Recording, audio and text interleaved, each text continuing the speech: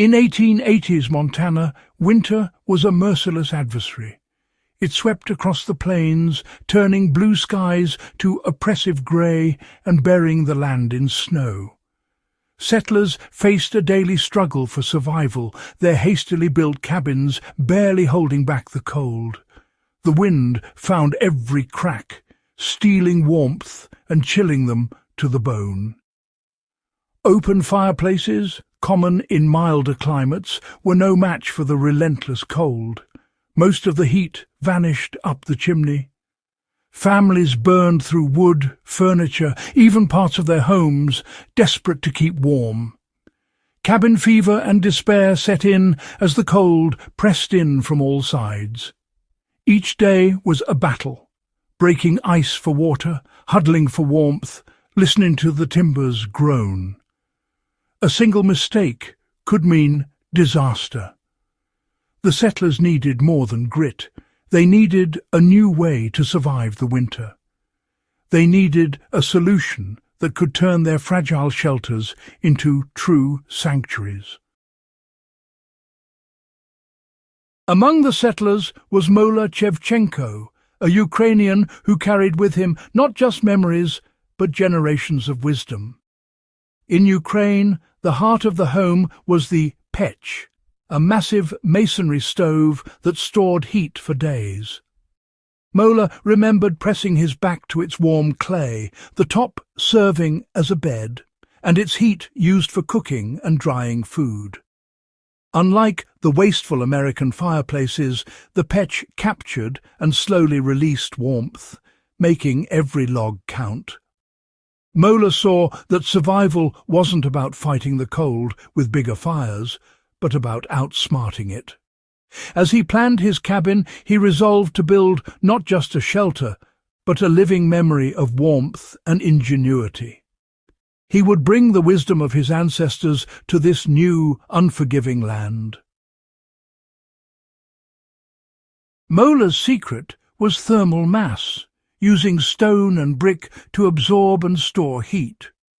Instead of letting fire's energy escape, he designed a stove with winding channels, forcing hot gases to linger and transfer their warmth to the masonry. A small, hot fire could charge the stove, which would then radiate gentle heat for up to a day. This meant less wood, less labour, and a safer home. No open flames, fewer sparks. The stove became a thermal battery, releasing comfort long after the fire died. Mola's design was a lesson in efficiency work with nature, not against it. The result was a home that stayed warm with a fraction of the effort. In a land where every log was precious, this was survival redefined. Mola was building more than a heater. He was building security. For Mola, the stove was the heart of the home, and everything revolved around it. He built it at the centre of the cabin, ensuring even warmth throughout. Stones from the creek, clay from the earth, and careful hands shaped the massive structure. One side held a cooktop and oven, another a warm bench, the coveted leżanka for rest and comfort. The chimney's path through the attic added warmth above, preventing ice and snow build up. Every detail was designed for maximum efficiency and comfort. The stove was more than masonry. It was tradition, foresight, and survival embodied. Mola's home was ready to face the Montana winter. Before winter's arrival, Mola meticulously tested his creation. He lit small fires, checking for leaks and ensuring even heat distribution. Adjustments were made, channels widened, seals improved, until the stove performed flawlessly. He measured wood, tracked burn times, and learned the stove's rhythms.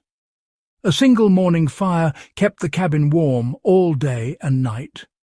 Mola's journal became a record of efficiency. Less wood, more warmth, safer living. This preparation was his insurance against the coming blizzards. When the storm hit, he would not be caught off guard.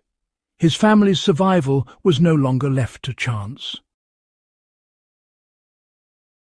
Building the stove was only half the battle. Maintaining it was the other. Mola taught his family to use only dry hardwood, stack wood properly, and keep kindling ready. Ash removal was a daily ritual, ensuring proper airflow and efficient burns.